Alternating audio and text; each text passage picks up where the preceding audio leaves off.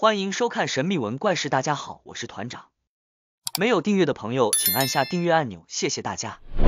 加入我们优秀神秘文怪事团，拜托大家用力按下订阅，拜托大家。大家可留言告诉我。各位优秀神秘文怪事团团员，大家好，感谢团员新进团员耐心等待，再次感谢所有团员支持本频道。影片中英语翻译中文不容易，本频道制作不容易，拜托大家帮忙加入。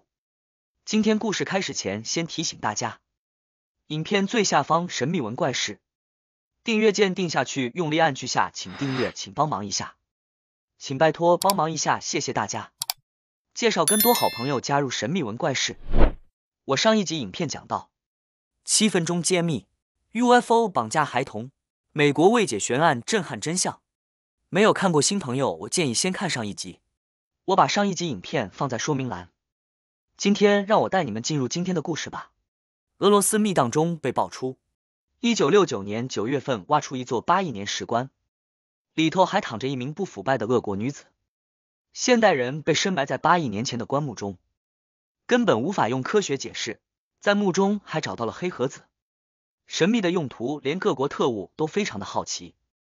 而同一时间，各国的渔民还意外捞到了一颗镶有奈米芯片的石头，一验赫然发现是 2.5 亿年前的产物。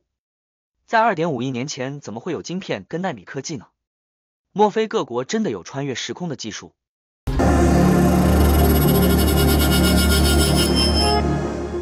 ？1969年9月，俄罗斯小镇的矿坑内挖出了8亿年前的神秘石棺。居民说石棺内是未来人，旁边还有一个黑盒子。苏联政府收到讯息，立刻集合金军代表，还有穿着便衣的情报机构 KGB 特工前往现场调查。抵达石棺周围，立刻下令封锁地点，没收石棺当年偷看到几眼的目击者透露出惊人内幕。Увидели, что в нем лежит женщина невиданной красоты, с белокурыми волосами, голубыми глазами, и кожа у нее была настолько белая, что она повергла местных жителей в такой небольшой шок. The sarcophagus stood open for many hours, and almost all the villagers came to see it. 原本平静的俄罗斯小镇因为神秘石棺变成全世界焦点。达尔文研究20年的人类进化论，一夜之间被石棺内的神秘遗骸给推翻了。8亿年前怎么会有人类目击者说这具石棺出土的？那一刹那竟然还会发出彩色光芒。Мы поначалу подскочили, так глянули, что я вот запомнил ту коробочку, которая мигала белый, синий, красный, зелененький, белый. Я что-то странно мигает, что-то коробочка на ней такая. И она, жидкость была голубенькая такая была. Ну, девочка вообще-то симпатява была, так сказать, чтобы она там... 事情被封锁了33年之后，2002年，俄罗斯一份哈卡斯报揭露了1969年开挖内幕一名 KGB 退休上校，他匿名爆料，其实石棺里的女人是个时空旅行者，也被命名为提苏尔公主。8亿年没有腐败的秘密跟诡异的液体有关系。Такая вот, он говорит, ну лет, может быть, по 30, ну девушка типа с косой, вот он говорил, что коса у нее, и волосы, и глаза голубые у нее были, и как типа такой розовый, что-то такое вот, как раствор. Они этот раствор решили еще вот отлить. Начали когда отливать, а у нее как лоб, говорит, как бы сверху, и он стал как чернеть. И они тогда вот этот гроб закрыли, тут прилетел вертолет, и это все убрали, все, тишь гладь, и все. 原来苏联政府早就发现石棺有异状，因此私下调查石棺中神秘的粉红色液体。The liquid in which she was submerged had properties that defied explanation without any known parallel in natural or artificial embalming processes. 我们研究了它的棺液，它的棺液其实是一种保鲜剂，具体的成分是一些我无法跟你描述的大分子结构。不止粉红色液体的成分为谜，科学家还拿女子的 DNA 进行化验，结果更令人震惊。当时对这个女人进行了 DNA 的检测，发现她不是外星人，也不是外国人，她就是一个俄罗斯人。基因检测表明，遗骸就是现今的俄罗斯人，但这个结论更难解释。难道俄罗斯已经拥有时光机吗？否则要如何说明女子穿越到8亿年前，还被埋进70公尺深的矿洞中？另外一个石棺之谜就摆在女子旁边，据说这是一个穿越时空的通话器，这又是真的吗？ But most odd of all, adjacent to her head lay a peculiar black, rectangular, rounded metallic box measuring 25 by 10 centimeters. 有目击者声称，看起来像是现今的手机，而在公主的身上，还穿着不属于1969年的装扮，特殊材质与超前的制作工艺也被苏联政府封存。因为女子的遗体实在太特别，当局大动作封锁之后，又展开了机密行动，偷偷在找。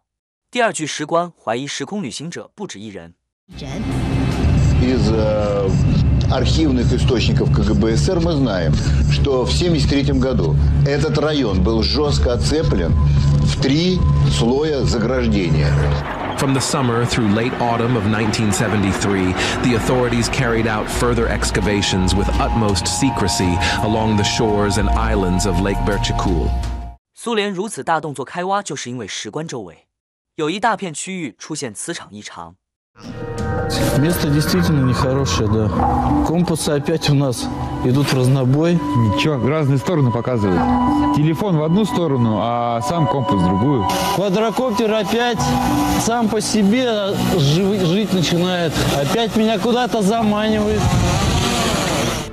不止指南针乱转，俄罗斯记者还意外发现，连时间也过得比较快，正是所谓的时空扭曲。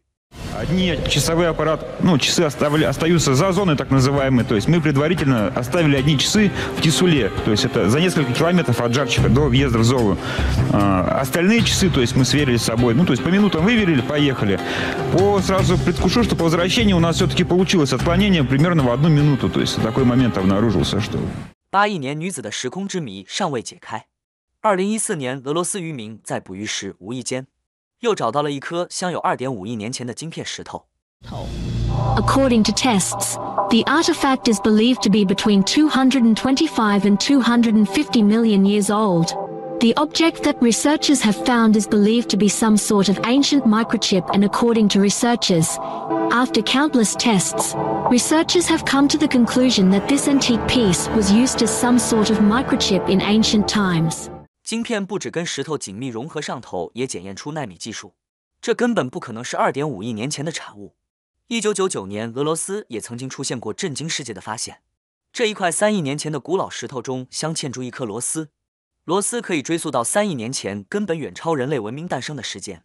难道俄罗斯人真的可以穿越时空？1987年，俄罗斯科学家首度尝试利用地磁泵技术操控时间流速，借此达到时空旅行。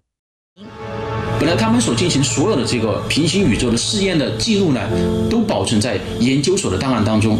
不过呢，后来这个完整的文献呢，就被人故意给销毁掉了。而销毁这一切的人呢，正是苏联秘密警察的领导人诺维奇·贝利亚。秘密警察发现有违法的科学家透过时空旅行，将现代人送回过去进行暗杀行动，因此才会将文件销毁。除了苏联政府进行了秘密的研究以外，后来呢，还有个人也继续进行了时间机器的实验。那这个人就是瓦迪姆·切尔洛夫鲁夫。2001年8月，他准备进行时空穿越实验，结果证明机器内部的时间跟地球上的不同，表示时间快慢真的可以被操控。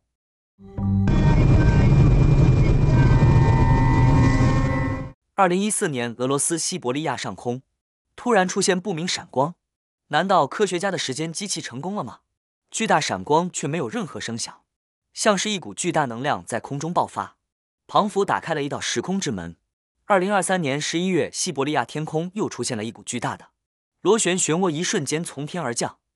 它在这边呢，足足停留了2分钟。如果是闪电的话，它至少会接地，它从来没接地，没有接地，好像有什么东西，一个大的能量把它撑。当漩涡消失之后，天空中出现了虫洞一般的洞口。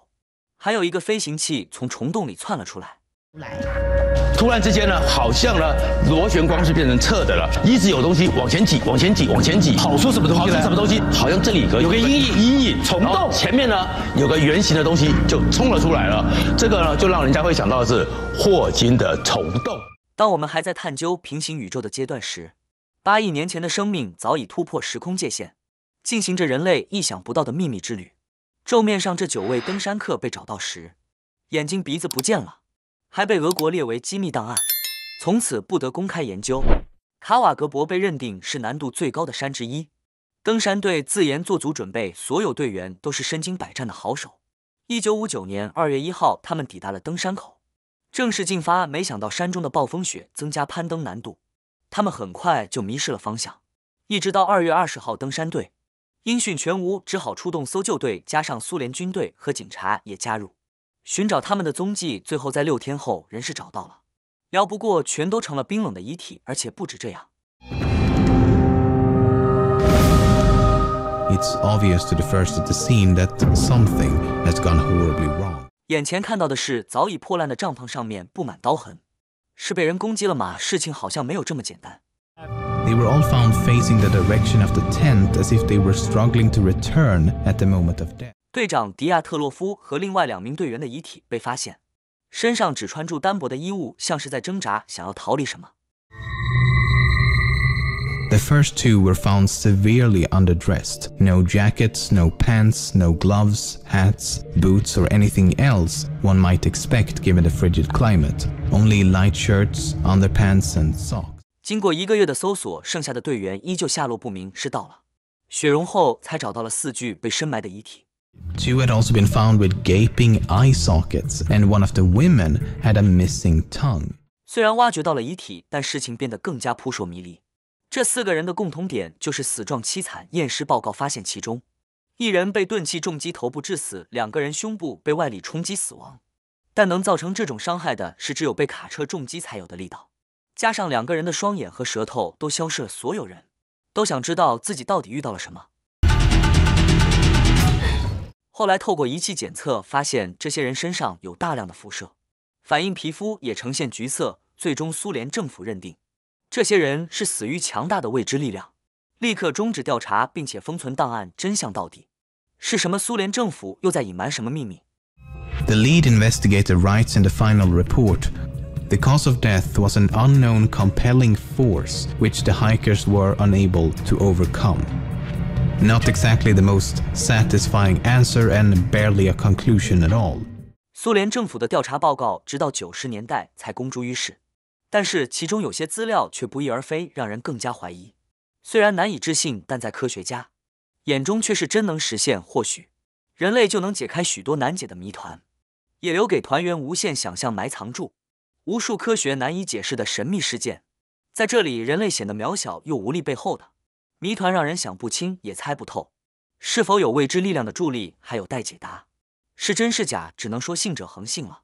至今仍是人类想要解开的重大谜团。许多人还是选择宁可信其有，请大家自行判断。